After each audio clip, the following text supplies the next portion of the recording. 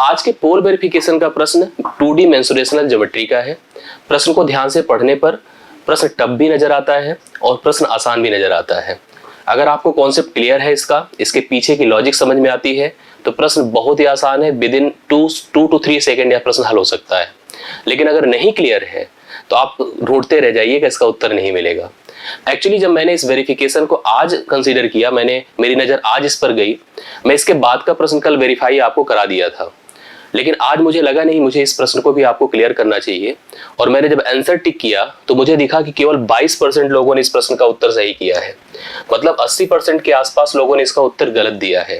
तो निश्चित तौर पर मेरी रिस्पॉन्सिबिलिटी यहाँ पर बन जाती थी कि इस प्रश्न को मैं समझाऊं, इसके पीछे की लॉजिक को स्पष्ट करूं, क्लियर करूं। और मैं श्योर कर रहा हूं कि अगर इन तक आप पूरा वीडियो देखेंगे तो यह प्रश्न तो समझ में आएगा ही आएगा। इस प्रश्न के पीछे की सभी लॉजिक और सभी अप्रोच, इसका सभी कुछ कॉन्सेप्ट आपको सब कुछ स्पष्ट और क्लियर हो जाएगा। आइए इस प्रश्न का एक्सप्लेनेशन हम लोग देखते हैं क्वेश्चन की रीडिंग के साथ। प्रश्न है, एक त्रिभुज की अंतः त्रिज्या 8 सेंटीमीटर है, उसकी भुजाओं की लंबाई का योग 60 सेंटीमीटर है, त्रिभुज का क्षेत्रफल सेंटीमीटर स्क्वायर में आपसे पूछा गया है। फर्स्ट ऑफ ऑल थोड़ा सा हमें यहाँ पर अंतः त्रिज्या और एक होता है परित्रिज्या, दो प्रकार की त्रिज्याएं किसी त्रिभुज के अंदर सोची जा सकती हैं। अगर आप फिगर के माध्यम से समझना चाहें तो आप दोनों को समझ लीजिएगा। एक इन रेडियस, इसको हम लोग इन रेडियस ही कहेंगे, और इसका अप्रोच क्या है आप इसको समझिए। कभी किसी त्रिभुज को अगर हम सोचें, त्रिभुज कोई भी हम क्रिएट करें, किसी प्रकार का क्रिएट करें, कोई ऐसा नहीं कि कोई स्पेसिफिक त्रिभुज, क्योंकि अलग अलग प्रकार के होते हैं, कोई समबाहु, विसमबाहु, समद्विबाहु, समकोणीय, अधिक कोणीय, न्यून कोणीय, अलग अलग प्रकार से त्रिभुज को आप कंसीडर करते हैं। त्रिभुज के अंदर एक ऐसा वृत्त बनाए जो उसकी भुजाओं को टच करे। इस समय अगर उसके सेंटर को हम सोचें और सतह पर समकोण बनाने वाली, वैसे भी आपको पता है the line which one touching, जहां से टच होता है, अगर उससे हम सेंटर से मीट कराते हैं तो we always create the 90 degree, यहाँ पर समकोण बनाता है। और समकोण बनाया तो इस समय की जो रेडियस क्रिएट होती है उस रेडियस को हम लोग क्या कहते हैं, इस समय यह रेडियस आपकी अंतः त्रिज्या है, इन रेडियस कहलाती है, इसी को हम अंतः त्रिज्या कहते हैं। एक और फॉर्मेशन होता है त्रिभुज में वृत्त का।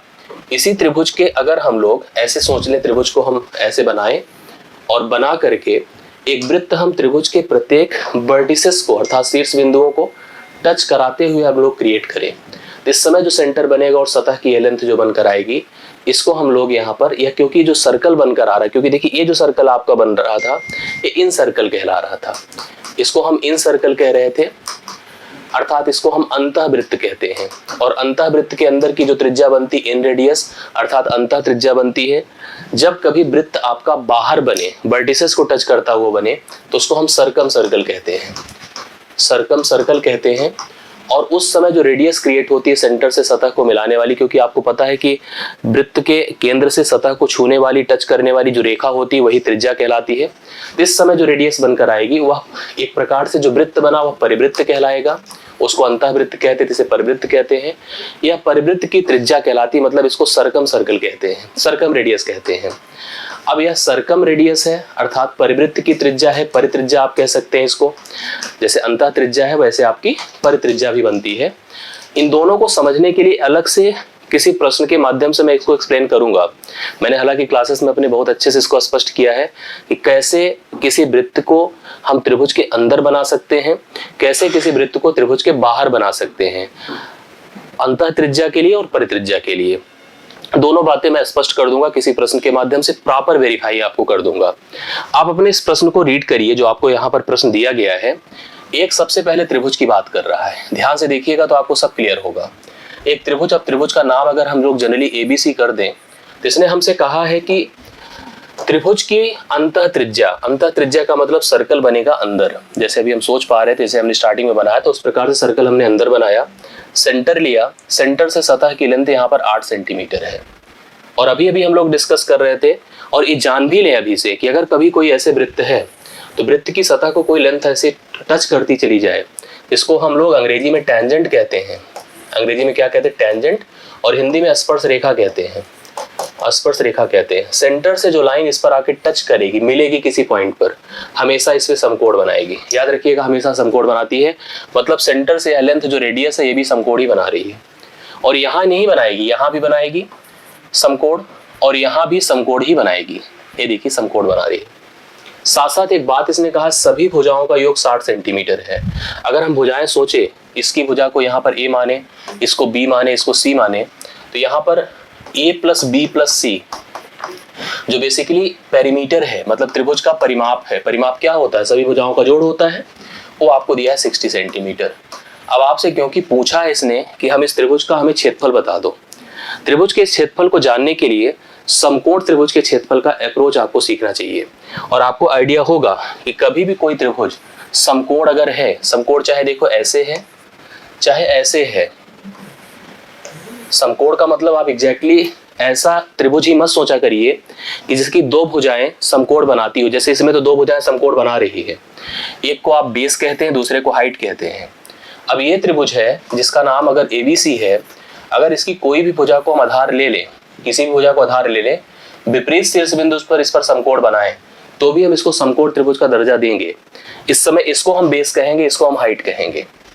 ऐसे किसी भी त्रिभुज का एरिया जो होता है 1/2 बेस इंटू हाइट होता है, 1/2 बेस इंटू हाइट होता है। मान लीजिए इस त्रिभुज की यह भुजा 12 थी, यह भुजा 6 थी, तो इसका एरिया हो जाएगा इस समय 1/2 12 इंटू 6। इसी समय अगर इस त्रिभुज की बात किया जाए, मान लीजिए यह पूरी भुजा आपकी 15 है और यह भुजा आपकी 8 है, तो आप इस समय एरिया लिख सकते हैं 1/2 15 इंटू 8। याद रखिएगा।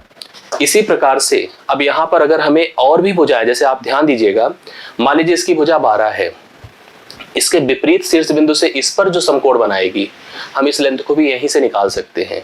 मतलब अगर आप इसको आधार लेंगे तो इसको आपको ऊंचाई लेना पड़ेगा। इसी प्रकार से आप अगर इसको आधार लेंगे तो इसको ऊंचाई लेना पड़ेगा। मतलब कहीं से भी वह लेंथ जो विपरीत शीर्ष बिंदु से उस आधार को, मतलब सतह को टच करेगी, उन्हीं दोनों में से किसी एक को मतलब वह लेंथ जो जाके उसको मिला रही है, समकोण बना रही है, वह आपकी ऊंचाई कहलाएगी, दूरी कहलाएगी।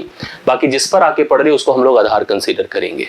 तो इस प्रकार के भी प्रश्न आप दिमाग में रखिए और अप्रोच दिमाग में रखिए कि समकोण त्रिभुज की जहां जहां बात आएगी 1/2 गुणे आधार गुणे ऊंचाई उस त्रिभुज का क्षेत्रफल माना जाता है। अब अगर अपने इस प्रश्न को नोटिस करें जो हम लोग यहाँ पर पढ़ रहे हैं, जिसके बारे में हम आपसे डिस्कस कर रहे हैं, तो यहाँ पर भी अगर हम सोचें, क्योंकि हमें त्रिभुज के क्षेत्रफल की बात कह रहा है करने को, तो हम यहाँ पर 3 त्रिभुज क्रिएट कर सकते हैं। सबसे पहले इसको इससे मिला दें, ध्यान से देखिएगा तो आपको सब क्लियर होगा। ए लेंथ आप बेस ले लो और इसको ऊंचाई ले लो। इसी प्रकार से अगर हम इसको इससे मिला दें, इसको बेस ले लीजिए आप और इसको ऊंचाई ले लीजिए। ऐसे ही अगर हम लोग यहाँ पर देखिए 3 अलग अलग हम रंग कलर से लेते हैं, चीजें आपको ज्यादा स्पष्ट होंगी ऐसे। इसी प्रकार से फाइनली देखिए जो बना हुआ ए भाग, मतलब आपको 3 अलग अलग त्रिभुज के रूप में यहाँ पर चीजें नजर आ रही हैं। एक समय जब यह बेस होगा तो इस समय इसकी ऊंचाई यह होगी, यह बेस होगा तो इसकी ऊंचाई यह होगी, यह बेस होगा तो इसकी ऊंचाई यह होगी। एग्जैक्टली बेस कोई क्लियर नहीं है, लेकिन अगर आप सोचें तो हम इस समय त्रिभुज का जब एरिया हम कैलकुलेट करने को आप कहें आपसे, अगर हम ABC के बिहाफ पे जा रहे हैं, तो मैं लिख सकता हूँ 1/2 बेस मतलब A है इंटू हाइट यहाँ पर 8 है।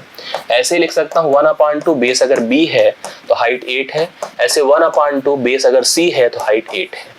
तो हम 1/2 इंटू 8 अगर हम कॉमन कर दें तो मेरे पास A plus B plus C ही बचेगा, और A plus B plus C का मान 60 दिया हुआ है, तो 1/2 8 इंटू हम 60 कर सकते हैं, 2 चौके 8 होता है, 6 चौके 24, 240 सेंटीमीटर स्क्वायर इसका क्षेत्रफल हमको पता चल जाएगा, जो कि देखिए 22% लोगों ने करेक्ट दिया था। ये तो मैंने अप्रोच बताया जिसके बिहाफ पर हम त्रिभुज का क्षेत्रफल, ऐसे त्रिभुज का क्षेत्रफल जिसकी सभी भुजाओं का जोड़ और उसकी अंतः त्रिज्या हमको पता थी, हम निकाल सकते हैं। इसको हम एग्जैक्ट एक फार्मूले के माध्यम से हमेशा के लिए दिमाग में रख लें। मैं आपको स्पष्ट कर दे रहा हूं क्लियर, कि कभी भी कोई त्रिभुज दिया रहे, ध्यान से देखिएगा, सब स्पष्ट क्लियर हो जाएगा।